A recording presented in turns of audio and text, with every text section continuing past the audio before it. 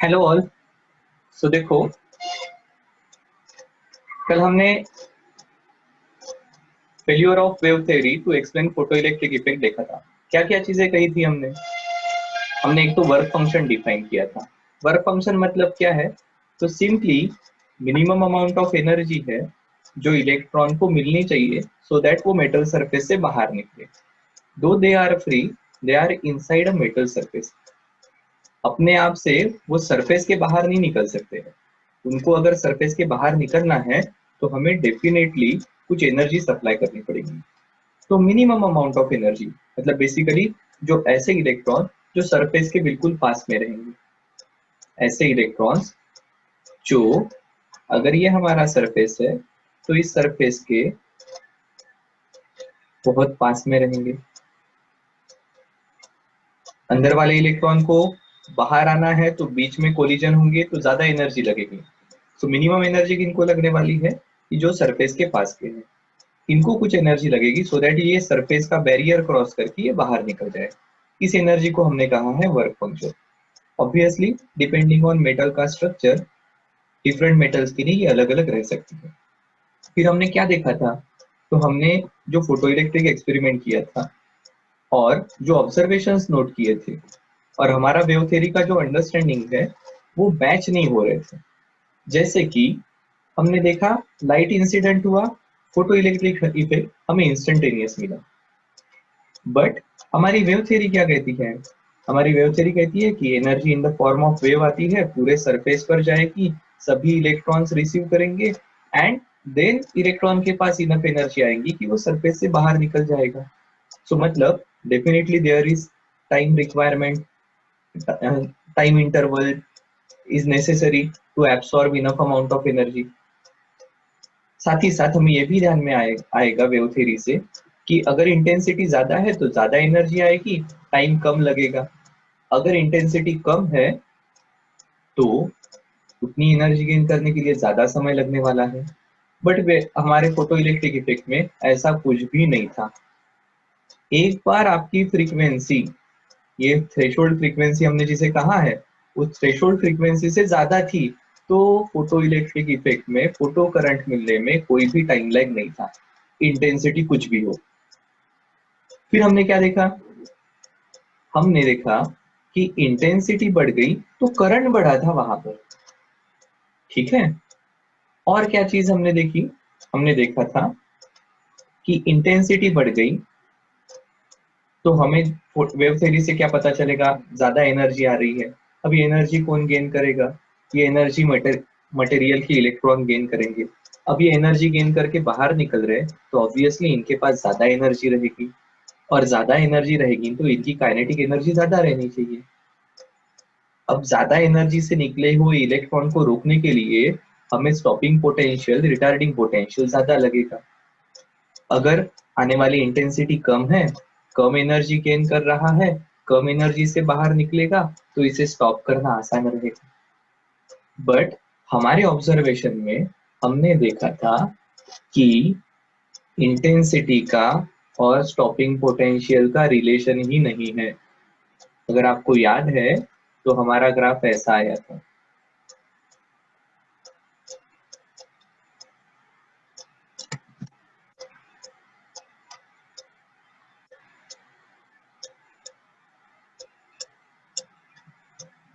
Intensity change हुई तो current change हुआ था, पर स्टॉपिंग पोटेंशियल ये फिक्स था फॉर गिवन फ्रीक्वेंसी। ठीक है। इंटेंसिटी का और स्टॉपिंग पोटेंशियल का रिलेशन नहीं था। सो अगेन वेव थ्योरी ये एक्सप्लेन नहीं कर रही थी। फिर और आगे जाकर हमने क्या देखा? तो हमने देखा था कि थ्रेशोल्ड फ्रीक्वेंसी के बिना तो इलेक्ट्रॉन बाहर ही नहीं निकला, करंट ही नहीं मिला। पर वेव थ्योरी के हिसाब से तो ऐसा कुछ होना नहीं चाहिए। वेव थ्योरी के हिसाब से इंटेंसिटी का और करंट का रिलेशन होना चाहिए था। करंट निकलना नहीं निकलना, इनफ एनर्जी मिल गई तो काम होना चाहिए। शायद से वेव थ्योरी हमारी ऐसी भी कहेगी कि ठीक है ना, इंटेंसिटी बहुत कम क्यों ना हो, इंटेंसिटी बहुत कम क्यों ना हो, ज्यादा समय तक एक्सपोज करेंगे तो फाइनली ये इलेक्ट्रॉन उतनी एनर्जी गेन कर लेगा। सपोज जस्ट नंबर के फॉर्म में अगर बात करनी है तो इसको बाहर निकलने के लिए 100 एनर्जी चाहिए।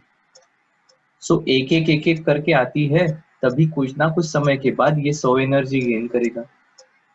अगर 50 करके आती है तो झट से 50 + 50 100 गेन करके बाहर निकल जाएगा। सो बाहर निकलना should be function of intensity, it should not be function of frequency.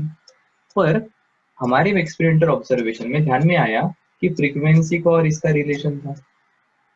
ठीक है, सो ये दोनों तीनों चीजें जो है उससे हमारी वेव थ्योरी और हमारे फोटोइलेक्ट्रिक इफेक्ट के ऑब्जर्वेशन ये मैच ही नहीं कर रहे थे।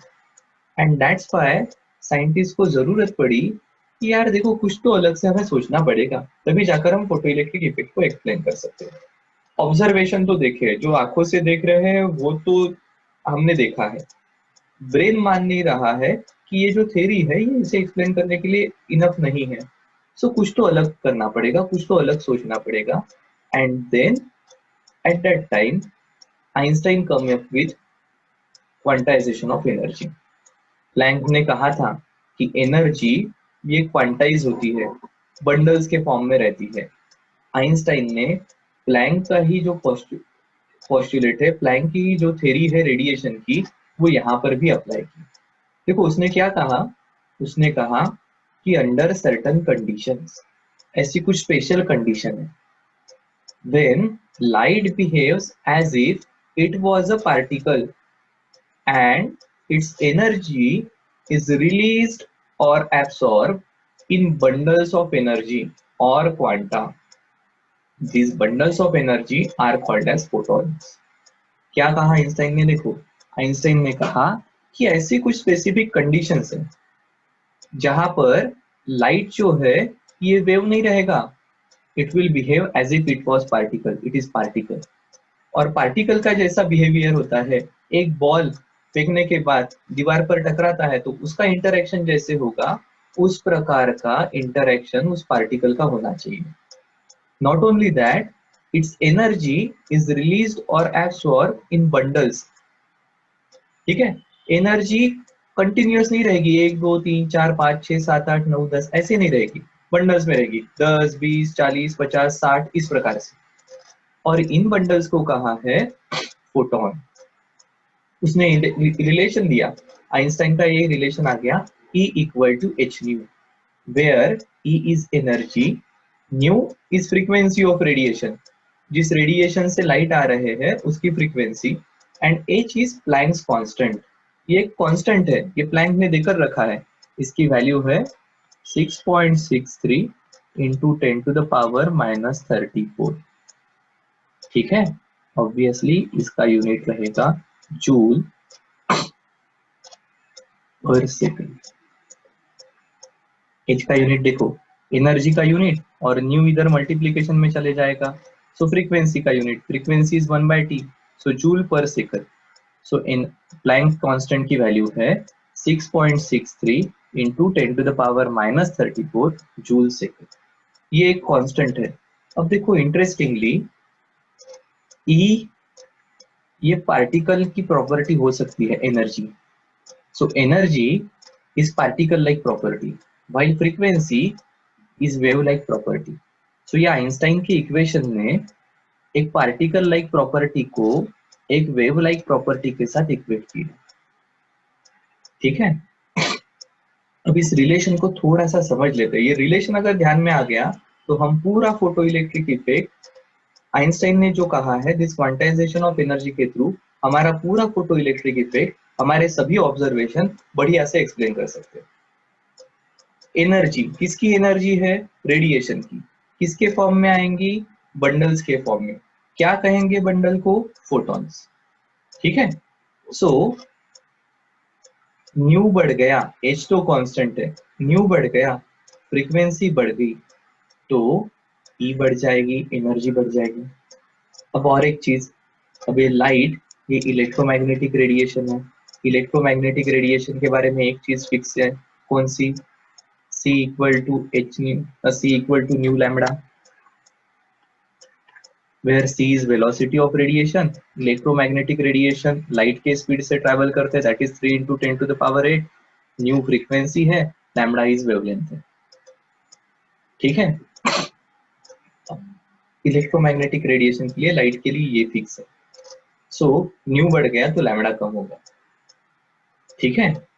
सो अब देखो ये क्या कहता है रिलेशन, ये रिलेशन कहता है हायर द फ्रीक्वेंसी, फ्रीक्वेंसी ज्यादा है, फ्रीक्वेंसी बढ़ती है तो वेवलेंथ कम है, इसका ही मतलब लोअर द वेवलेंथ, ठीक है, more will be the energy.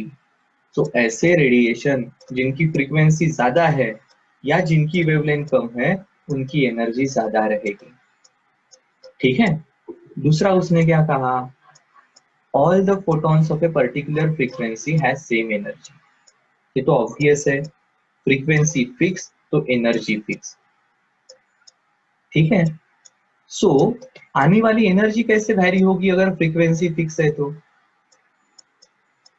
देखो, increase in intensity is associated with number of photons crossing given area. इसका मतलब क्या है, फ्रीक्वेंसी बढ़ती है, सॉरी फ्रीक्वेंसी फिक्स है, मतलब जो फोटोन है उसकी एनर्जी फिक्स है। अब इंटेंसिटी बढ़ती है, इसका मतलब क्या है, तो ज्यादा एनर्जी आती है।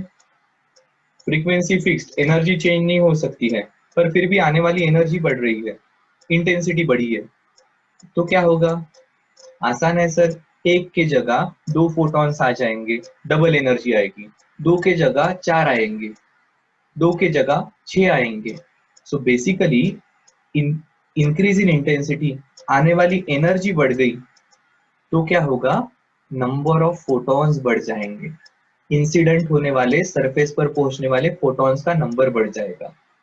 हर फोटॉन की एनर्जी, अगर फ्रीक्वेंसी फिक्स है तो एनर्जी फिक्स है, ठीक है। तो देखो ये जो बंडल वाला है वो यहाँ पर पिक्चर में आ गया कि एनर्जी बढ़ गई तो कैसे बढ़ेगी, बंडल्स बढ़ गए, ठीक है। एक के जगह दो बंडल, दो के जगह चार बंडल। जैसे फॉर एग्जांपल मेरे पास एटीएम से पैसे निकाले, सिर्फ 500 की ही नोट है, एटीएम से दूसरी नोट निकली ही नहीं। अब मुझे किसी को ज्यादा पैसे देने हैं तो क्या करना पड़ेगा, ज्यादा नोट देने पड़ेंगे। तो ज्यादा पैसे दिए मतलब ज्यादा नोट दिए, पर एक नोट कितने की है, एक नोट की वैल्यू कितनी है, एक नोट की वैल्यू फिक्स है 500 रुपए। तो बिल्कुल वैसा यहाँ पर है, अगर फ्रीक्वेंसी फिक्स है, नोट फिक्स है, तो उसकी एनर्जी फिक्स है, आने वाले फोटोन की एनर्जी फिक्स है, फोटोन की एनर्जी नहीं चेंज होगी। फिर एनर्जी बढ़ानी है तो क्या करना पड़ेगा, ज्यादा फोटॉन्स उस एरिया पर जाएंगे। क्या अब शायद से इंटेंसिटी का बढ़ना और करंट का बढ़ना कुछ रिलेशन जोड़ सकते हैं क्या, मैं ये आपके लिए छोड़ रहा हूँ। और आइंस्टाइन ने आगे देखो क्या कहा, आइंस्टाइन ने कहा फोटॉन्स आर इलेक्ट्रिकली न्यूट्रल, इनका कोई चार्ज नहीं है, these are not positively charge particle like neutrons, sorry protons, and nor negatively charge particle like electrons, these are electrically neutral. और इंटरेस्टिंग चीज देखो उसने क्या कही आगे, व्हेन फोटोन पार्टिकल इंटरेक्शन, जैसे हमारे केस में हो रहा है, फोटोन का और इलेक्ट्रॉन का इंटरेक्शन हो रहा है। सो ऐसा फोटोन और इलेक्ट्रॉन का, फोटोन और पार्टिकल का इंटरेक्शन होगा तो total energy and momentum is conserve, energy कहीं डिस्ट्रॉय, एनर्जी इधर उधर नहीं जाएगी, पूरी की पूरी एनर्जी कंजर्व होगी, मोमेंटम भी कंजर्व होगा। व्हाइल फोटोन में बी एब्सॉर्ब और न्यू फोटोन में बी क्रिएटेड, मतलब फोटोन गायब हो सकता है, मटेरियल फोटोन एब्सॉर्ब कर लेगा, ठीक है। जैसे हमारे केस में हो रहा था, लाइट इंसिडेंट हुआ और लाइट एब्सॉर्ब हो गया, बाहर कौन निकला, बाहर इलेक्ट्रॉन निकला, लाइट रिफ्लेक्ट नहीं हुआ उस केस में, ठीक है। लाइट रिफ्लेक्ट नहीं हुआ मतलब फोटोन बाहर नहीं निकला। जब लाइट रिफ्लेक्ट होगा तब आप कहोगे कि फोटोन बाहर निकला है, क्योंकि लाइट पार्टिकल जैसा बिहेव कर रहा है।